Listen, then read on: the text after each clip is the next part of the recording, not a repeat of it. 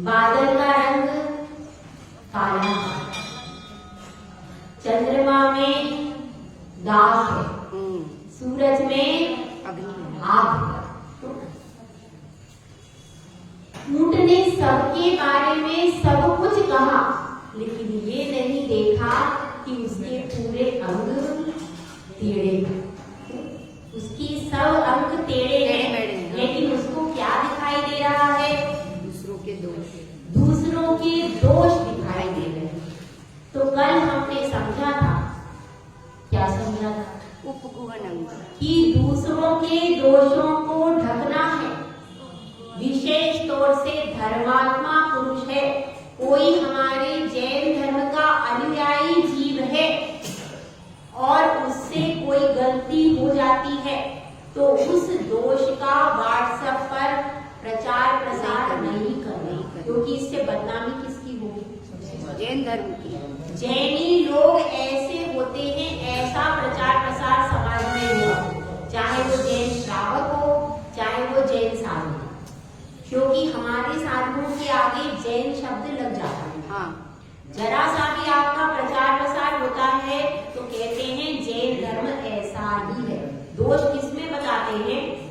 मार्ग में दोष बताते हैं, धर्म में दोष बताते हैं, जबकि धर्म निर्दोष है। और जो अज्ञानी जीव होते हैं या किसी कारण से शिथिलता को प्राप्त हो जाते हैं, उनके द्वारा गलती हो जाती है। वास्तव में मार्ग शुद्ध ही है और यह मार्ग कल्याणकारी है। कैसे सिद्ध होता है? सिद्ध करो, यह मार्ग कल्याणकारी कैसे करो? क्योंकि जो इस पथ पर चला है उसका मतलब सच्चाई से और पालन किया है, तो हमारे सामने प्रमाण है 24 तीर्थंकर, अनंतानंत सिद्ध परमेश्वरी, इसी रास्ते से क्रम से चल करके वे मुक्ति धाम पहुंच गए। ये सबसे बड़ा सर्टिफिकेट हमारे पास है कि हमारे पास जिनवाणी है प्रमाणभूत कि यह रास्ता सच्चा है। इसके लिए प्रमाण कहाँ ढूंढेंगे? जिनवाणी हमारे सामने है कि जिनवाणी से 24 तीर्थंकर क्रम से उत्थान करके मोक्ष को प्राप्त कर लिया। तो यह मार्ग यदि झूठा होता तो उनको मोक्ष कभी भी नहीं मिलता। तो हमारे पास हर चीज का जवाब होना चाहिए। आजकल के जो बच्चे हैं उनके आप क्वेश्चन का जवाब नहीं दे पाते, इसलिए वो भटकते। तो अपनी बात चल रही है, कल हमने दोषों को ढका था और गुणों को भी ढका था। दोनों कहलाता है उपगुहन अंग। कि भाई गुणों को क्यों ढका? गुणों को इसलिए ढका था कि यदि गुणों का ज्यादा प्रचार प्रसार होता है तो व्यक्ति प्रशंसा में इतना भूल जाता है कि वो धर्म को भूल जाता है। जो प्रशंसा में ज्यादा भूल गया है, तुम्हारे पास तो इतना अच्छा धन है, तुम्हारी पत्नी इतनी सुंदर है, तुम्हारे 2 बच्चे इतने अच्छे, अरे तुम्हें धर्म की क्या जरूरत है? हाँ ये सही है, मेरे पास तो सब कुछ है। अरे वो सब कुछ आया कहाँ से? धर्म के प्रभाव से। धर्म तुमने पूर्व में किया था, उसके कारण आज सब कुछ मिला है। ये हम भूल जाते और जरा सा पैसा जाता हुआ, जरा सी अनुकूलता मिली कि व्यक्ति धर्म वर्म सब छोड़ करके अलग चला जाता है, पाप की राह पर लग जाता है। इसलिए यह ध्यान देना है कि अपने गुणों को भी ज्यादा बड़ा चढ़ा करके नहीं कहना और ना ज्यादा प्रशंसा सुनने की आदत डालना। ध्यान रखना, जिनकी अपने दोषों को सुनने की आदत है, वैसे तो ऐसी आदत किसी की होती नहीं, होती है नहीं, अपने दोषों को सुनने की आदत है, वह तो एक ना एक दिन अपने दोषों को दूर कर अपना उत्थान कर सकता है। लेकिन जिसको एक बार प्रशंसा का लोभ जिसके सिर पे चढ़ गया, वह कभी उत्थान नहीं कर सकता, क्योंकि उसके अवगुण कभी जाहिर ही नहीं होंगे, कभी कोई अवगुणों के बारे में कहेगा नहीं और उसको प्रशंसा सुनने की आदत है, तो उन्हीं के पास बैठेगा जो उसकी प्रशंसा करते रहे। तो लोग प्रशंसा कर करके उससे धन, उससे सब चीजें स्वार्थ की सिद्धि करते रहेंगे और वह प्रशंसा के लोभ में क्या हो जाएगा? बिल्कुल जीरो पे आ जाएगा। ऐसे बहुत लोगों के साथ में होता है। लोग जिसको जिस चीज का लोभ हो, लोग मीठी मीठी बातें करके आपको फुसला लेते हैं। और आपको होश कब आता है? जब आप अपना धन, अपना समय गंवा चुके हैं। तो इसलिए यह ध्यान देना है, प्रशंसा में भूलना नहीं है और भगवान को भूलना नहीं है। अब अपनी बात इसके आगे चले, ये पूरी कड़ी जुड़ी हुई है। ऐसा नहीं है पहले अंग से दूसरा अंग, दूसरा अंग से तीसरा अंग। हम सब मोक्ष की यात्रा पर चले। हमने पहला कदम उठाया था दाहिना पैर, जिसका नाम क्या था? निशंकित अंग।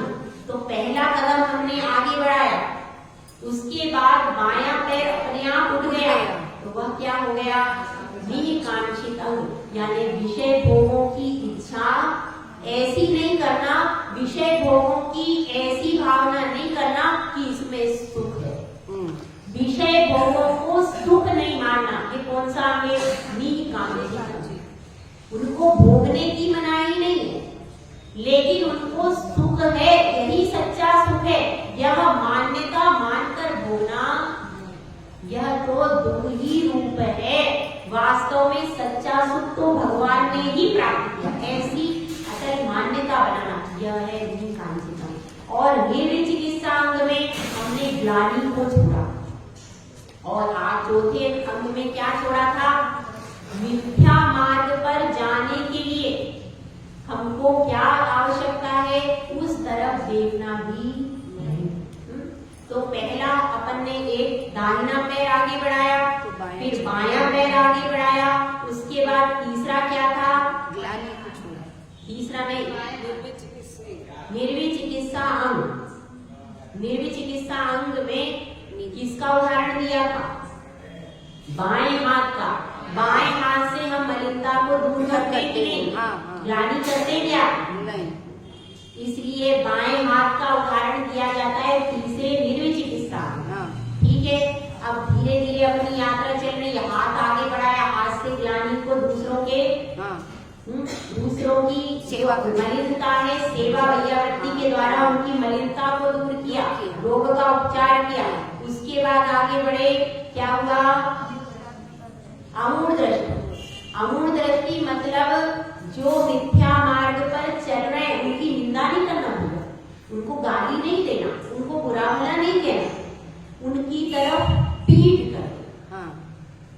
अमूढ़ दृष्टि मतलब उनकी तरफ पीठ कर देना, यानी दृष्टिपात नहीं करना। पीठ का उदाहरण, जैसे कि हमको जिस तरफ नहीं जाना है, जिस काम को नहीं करना, तो अपन क्या करते हैं? उस तरफ पीठ रहते हैं। ना देखेंगे ना भोगेंगे, ऐसा कोई कहता है? ना देखेंगे, क्योंकि हम देखेंगे तो हमें बोलना पड़ेगा। इसलिए क्या करते हैं? अब कोई व्यक्ति सुनता नहीं है हमारा, तो हम आंख देख करके भी अनदेखा करके आगे बढ़ जाते। इसी तरह से वे लोग हमारे कहने से सुधरने वाले नहीं है। और हम जान गए हैं कि सच्चा मार्ग क्या है, तो क्या कर देना? उनकी तरफ से पीठ कर देना। समझ में आ गया? उनकी तरफ से पीठ करके चुपचाप तटस्थ भाव से चले जा। ये हो गया, कौन सा हो गया?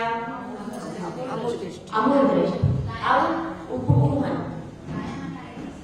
अमूढ़ दृष्टि में बता तो दिया मैंने आपको, पीठ। अमूढ़ दृष्टि में पीठ आई, उसके बाद कौन सा अंग हो गया? उपगूहन अंग में आएगा, दूसरों के दोषों को अपन ढकते हैं और अपने शरीर के पृष्ठभाग को भी हमेशा ढक के रखते हैं।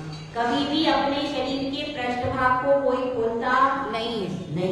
तो जैसे अपन अपने शरीर के पृष्ठभाग को, पीछे के भाग को, नीचे के भाग को, नितंब जिसको कहते हैं, उस भाग को हमेशा ढाक के रखते हैं। इसी तरह से दूसरों के दोषों को और अपने गुणों को भी ढाक के रखना। तो ये हो गया अपना, कौन सा हो गया? उपगूहन। अब आज बात चल रही है स्थिति।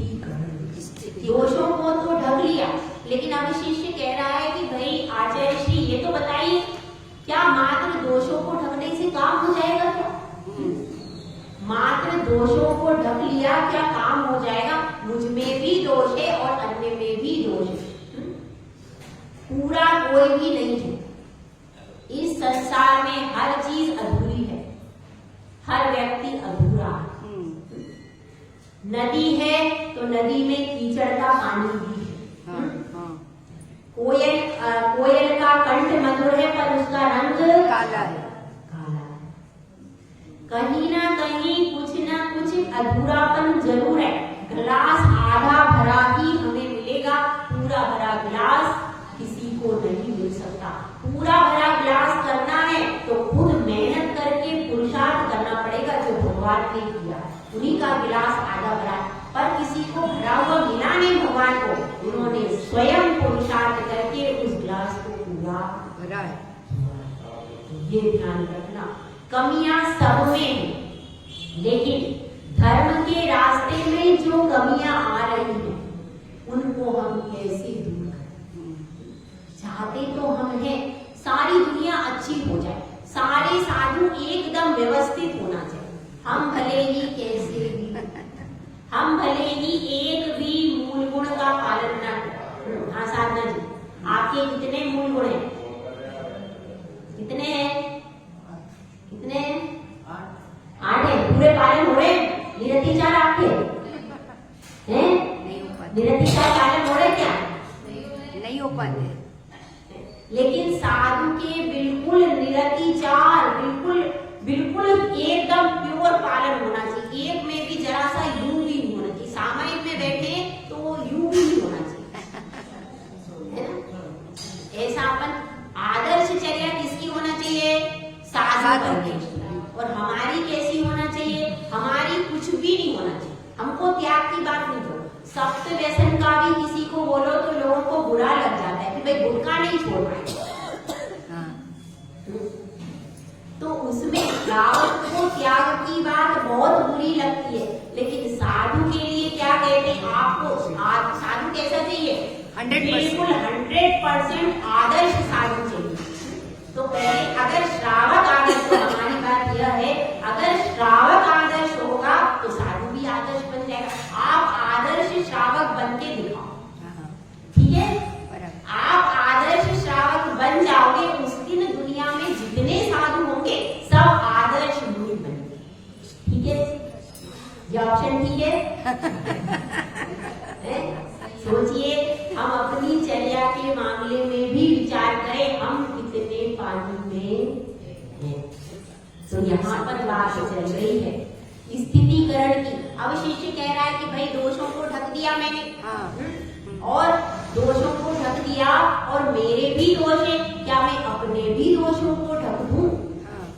ये भी बात है। और मेरे दोषों को यदि मैं ढक दूं तो मेरे दोष कैसे दूर हो? ये भी प्रश्न है। और मैं दूसरों के दोषों को ढक दूं तो क्या मात्र ढकने से काम हो गया क्या? तो उनको कहते हैं नहीं भैया, हम ये सम्यक दर्शन की यात्रा पर चल रहे हैं। अभी 8 अंग पूरे नहीं हुए। अभी इस यात्रा में आपने क्या किया था? आपने दोषों को ढक दिया। इसको बाहर फैलाना नहीं, अन्य जगह डालना नहीं, अन्य लोगों को नहीं बताना है कि हमारे घर में क्या हुआ। हम बताते ही नहीं बताते।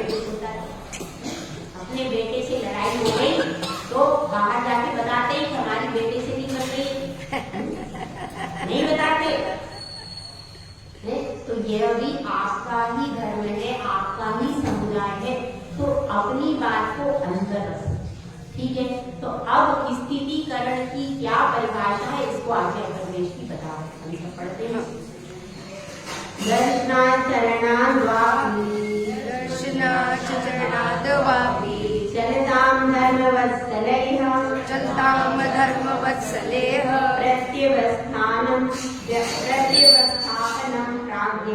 प्रत्यवस्थापनं प्राज्ञे स्थितिकरणमुच्यते। इसमें बताया गया है कि दर्शन और चारित्र दोनों से भी, दर्शन से भी चलायमान होता है व्यक्ति और चारित्र से भी चलायमान होता है, और दर्शन और चारित्र दोनों से भी चलायमान होता है। कितने प्रकार की स्थितिकरण करने के चांसेस बनते हैं। 3 प्रकार। पहला कौन सा हो गया? दर्शन। पहले दर्शन के मामले में तो दर्शन से चलायमान होने पर ये कौन सा पहला स्थितिकरण का कारण है। दूसरा स्थितिकरण का कारण हुआ चारित्र से चलायमान होना। और तीसरा स्थितिकरण का कारण बनेगा दर्शन और चारित्र दोनों से चलायमान। समझ में आया?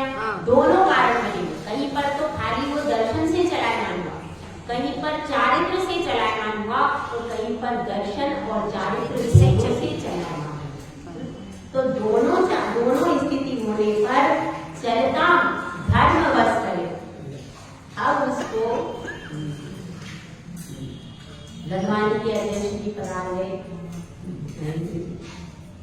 जय जी ने जो दर्शन और चारित्र दोनों से चलायमान हो गया है उसको धर्म वश करे। भावना क्या होनी चाहिए? वात्सल्य भाव से, कठोरता से नहीं। अरे महाराज क्या करते हो, दिन भर बैठे रहते हो, खाते हो, सो जाते हो, काय को डिस्टा ली तुमने, चलो समय करो, उठो। ऐसे बोल, ऐसा नहीं बोल सकते। ऐसे बोल सकते नहीं, ऐसे नहीं बोलते। वात्सल्य भाव से धर्म वत्सले प्रत्यवस्थानम प्राज्ञ। और कौन स्थितिकरण करेगा? प्राज्ञ मतलब जिसको धर्म का ज्ञान, जिसको विवेक है, जिसको विनय है, जिसको साधु के प्रति क्या क्या चाहिए स्थितिकरण के लिए? पहले धर्म का ज्ञान। स्थितिकरण कैसे करोगे? धर्म का। जिसको शास्त्र का कुछ भी ज्ञान नहीं है वो स्थितिकरण नहीं कर सकता, क्योंकि यहाँ साधारण व्यक्ति का स्थितिकरण नहीं करना। धर्म का ज्ञान होना चाहिए, दूसरी विवेक होना चाहिए, और तीसरी चीज क्या होना चाहिए? विनय। विनय गुण अगर आपका मजबूत है तो आप बहुत इजीली स्थितिकरण कर सकते हो। तो प्राज्ञ में मतलब वो विवेकवान भी होगा, विनयवान भी होगा और बुद्धिमान भी। ऐसा व्यक्ति, उसको यहाँ पर प्राज्ञ समझा गया। और वह क्या करता है? स्थितिकरण उच्यते। उसको क्या कहते हैं? स्थितिकरण कहते हैं। मतलब अपने स्थान पर स्थित होना। जैसे वह पेड़ है, वह जड़ों से जुड़ा रहता है तो फलदायी होता है। बिल्कुल। इसी तरह से कहते हैं कि जो धर्म से जुड़ा रहता है, जिसके जड़ में सच्ची श्रद्धा रूपी जड़ है जिसकी, वही मोक्ष का वृक्ष बनता है। तो इसी तरह से यहाँ पर बता रहे हैं कि स्थितिकरण किस किस का करना।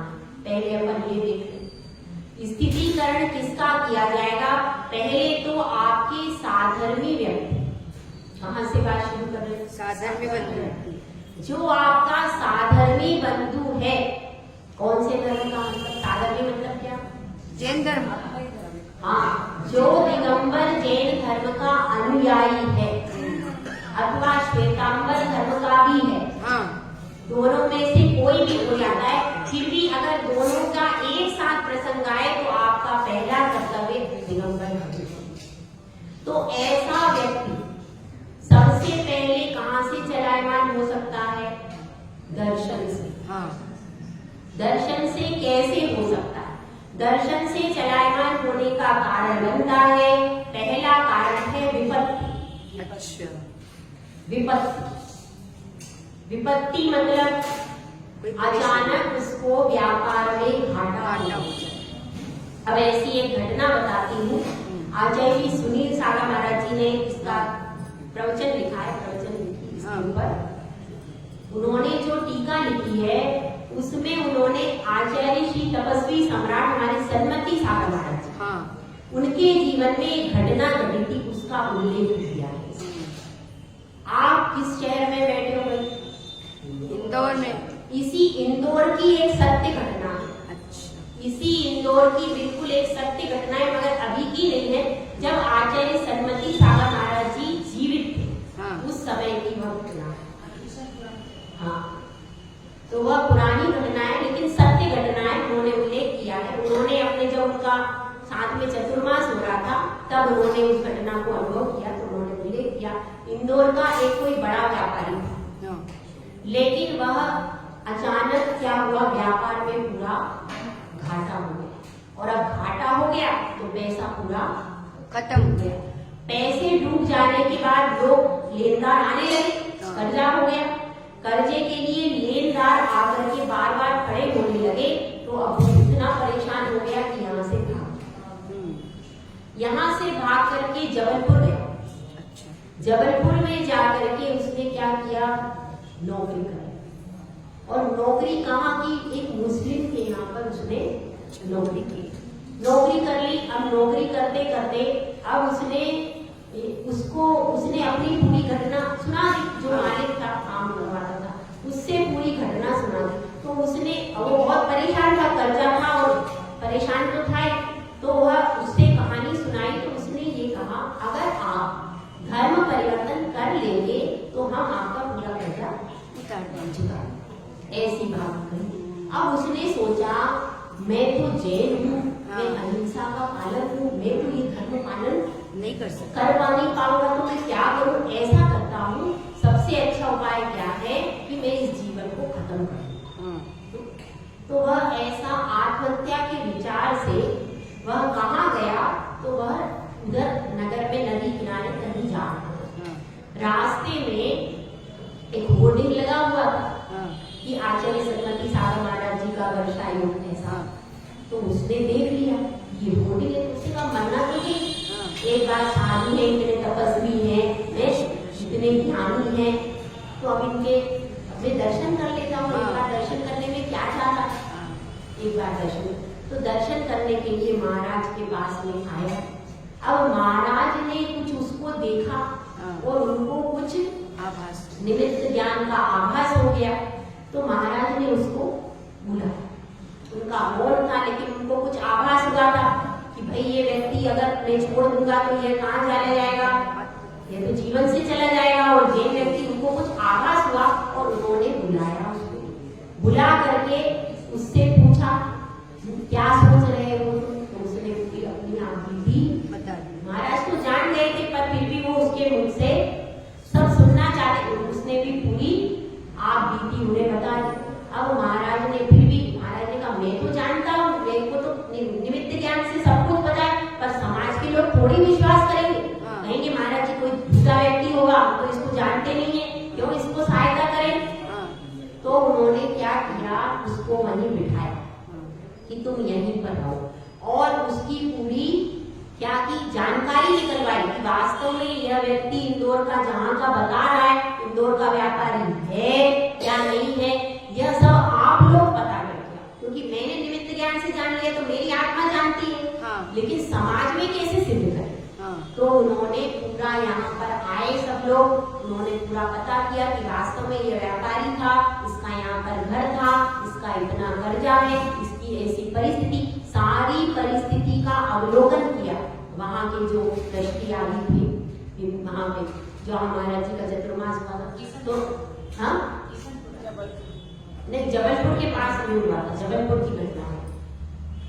तो वहाँ पर जहाँ महाराज जी का जन्म, वहाँ के लोग आकर के सारी स्थिति देखी और उनको लगा कि वास्तव में सत्य है, यह व्यक्ति वास्तव में संकट में। तो उन्होंने फिर आकर के महाराज के पास पूरी स्थिति बताई। तो महाराज कहते हैं मैं पहले से जानता था, लेकिन मैं तुम लोगों की शांति के लिए कि बाद में ट्रस्ट ये ना कहे कि महाराज जी ने इस व्यक्ति की सहायता की, पता नहीं कैसा आदमी था वो, उसको इतने पैसे दिलवा दिए, उसको इतनी सहायता करवा दी। तो मैं इसलिए पूरी जानकारी आप लोग ले लो। उसके बाद में तो फिर उन लोगों ने पूरी जानकारी ली और फिर उन सब लोगों ने, सेठ लोगों ने मिल करके उसका क्या किया, कर्जा का व्यापार, उसको कहीं अपने पास नौकरी में लगाया या व्यापार शुरू किया, और फिर वह बहुत वापिस से बहुत धनवान हो गए। तो ऐसी अवस्था में यदि उसकी कोई सहायता नहीं करता, क्या होता,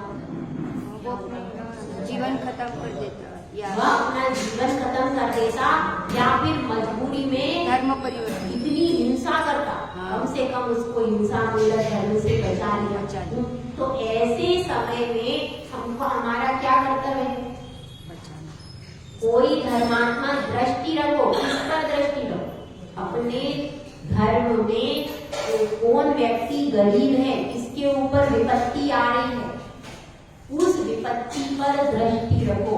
और विपत्ति यदि किसी के साथ में आ गई है, कोई अपनी सच्ची श्रद्धा से चुप हो रहा, तो उस समय पर उसको तन से, धन से, मन से और वचन से भी संभाला जाए।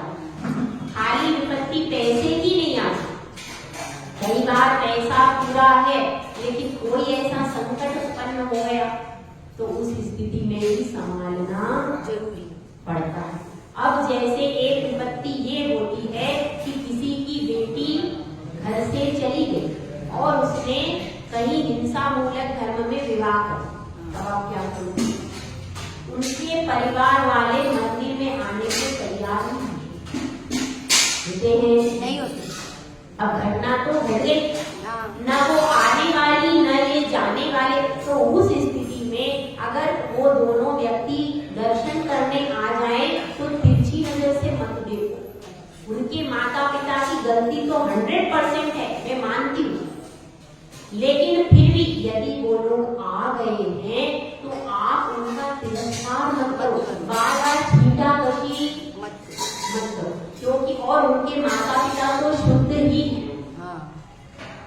लेकिन आप लोग ऐसा करते हो, बार बार पूछा पाछी करते हो, तो जो लोग शुद्ध हैं वे भी मंदिर आने से रह जाते हैं। तो किसी के ऊपर विपत्ति आ जाए, किसी का बेटा ऐसी गलत लड़की लेके आ जाए, क्योंकि आजकल कॉमन चीज है, किसी की बहू, किसी की कोई घटना ऐसी घट जाए, तो उस समय पर उनके परिवार वाले यदि मंदिर में आते हैं तो पूछताछ का काम नहीं करो, ताकि वो मंदिर आना बंद ना हो करे।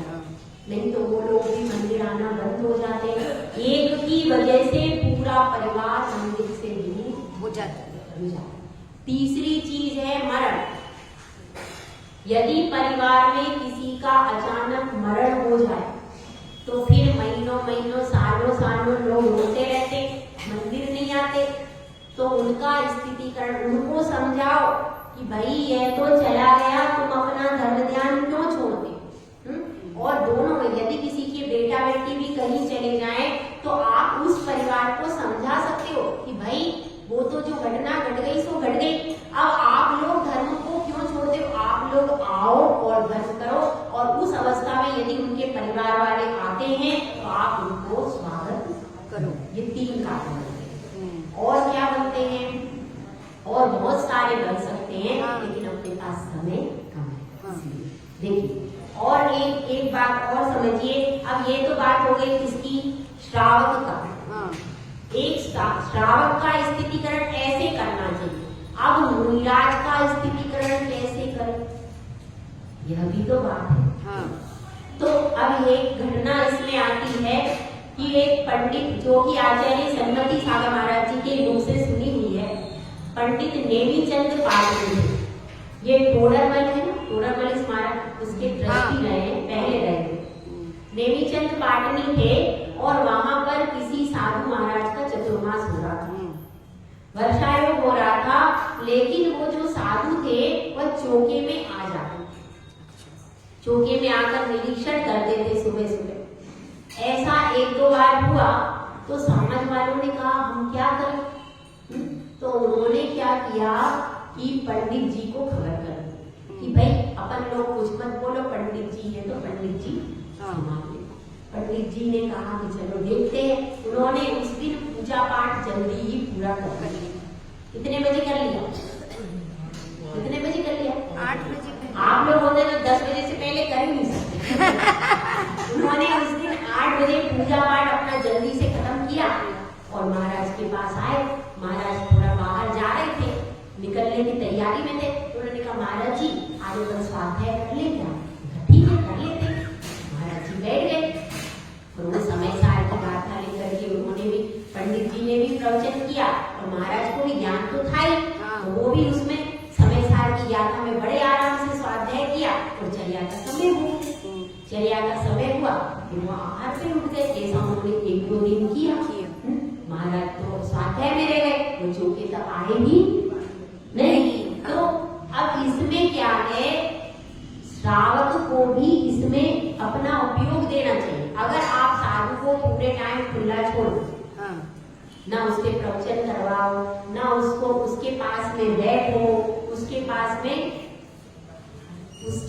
में रुचिकर कोई विषय होना चाहिए। हाँ, यदि उसको प्रवचन करना नहीं आता तो कुछ धर्म की चर्चा करो, कोई ना कोई चर्चा करके उसको उसका भी समय व्यतीत होना चाहिए। ऐसी परिस्थिति हो जाती है तो उस परिस्थिति में भी उनका स्थितिकरण किया जाता है। एक और घटना, पंडित जगन मोहन शास्त्री जी, उनसे किसी ने कहा कि महाराज क्या है, दिन भर पानी डालते रहते। अच्छा, दिन भर महाराज है वो पानी डालते रहते हैं और घास पर भी चले जाते हैं। ऐसी स्थिति, अब इनको क्या पहनाना चाहिए, वस्त्र पहना देना चाहिए। ऐसी कहीं से बात आ गई। गर्मी के दिन थे, हाँ, मई जून का महीना, और उस समय वहां पर 48 के ऊपर टेम्परेचर चल रहा है। ऐसी स्थिति देखी। अब वहां पर आकर के पंडित जी ने कहा, देखो मैं अभी कोई बात नहीं करूंगा, समाज के लोग सब कहने लगे कि भाई हम नहीं रखेंगे महाराज को, आप तो हाँ, आप तो इनकी मुद्रा का क्या था। तो पंडित जी ने कहा, देखो मैं जाकर पहले देखता हूँ क्या स्थिति है। तो पंडित जगन मोहन शास्त्री आए और उन्होंने देखा क्या स्थिति है।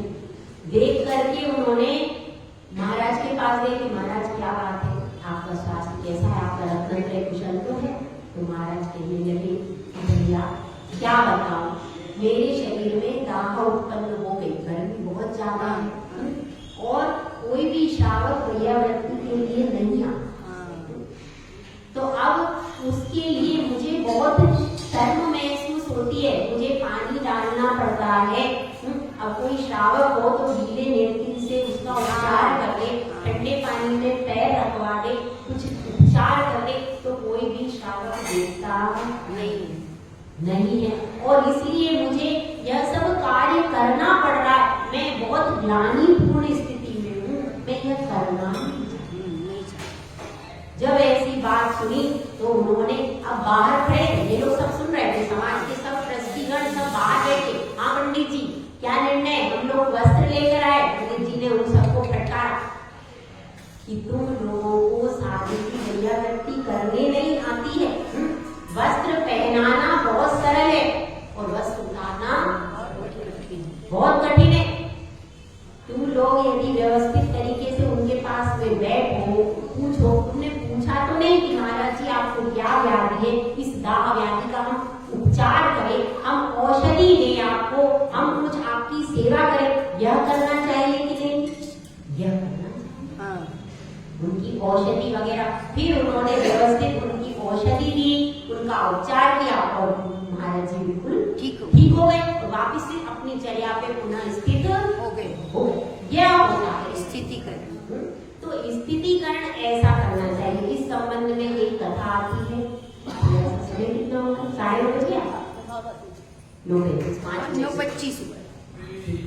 देखो एक कथा इसमें आती है, वारिशेन मुनिराज की कथा। वारिशेन मुनिराज